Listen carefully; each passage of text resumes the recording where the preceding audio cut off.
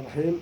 نتكلم في هذه اللحظات عن موضوع مهم، وهو موضوع أن الإسلام حث على نصرة الإنسان أخوه المسلم. قال انصر أخاك ظالما أو مظلوما. كيف نصرة الأخ؟ قال عرفناه يا رسول الله، كيف ننصره يعني مظلوما؟ كيف ننصره ظالما؟ قال أن ترده على الظلم، يعني يقول له هذا الطريق خطأ.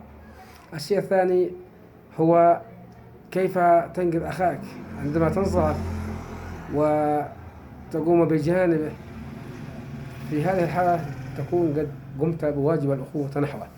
فمثلا ترى إنسان ماشي طريق غير سوية، تقوم بنصحه وإرشاده وتبين له أن هذا الطريق الذي يسلكه هو طريق غير سوية. بهذه الطريقة تكون قد يعني قمت بواجب الأخوة.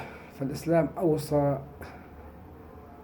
في حياتنا وشكل نظام اجتماعي يعني إسلامي بحت. فرابط الإسلام أقوى من روابط النسب. يعني أخوك في الإسلام كنا أخوة، فتعطي الأمانة وتقوم بالواجبات وتعطي كل ذي حق حقه، تحترم الجار وتوقر. ليس منا من لم يحترم كبيرنا ويوقر صغيرنا. هذا هو الإسلام. الإسلام دين كامل، يعني نظام إسلامي مستور سماوي شامل وضعه الله لعباده. هو أخبر بعباده، هو ربهم، ذلك هو أدرى بمصلحتهم. هذا مصلحتي وداري ما الذي يضرني وما الذي يعني ينفعني هو الله.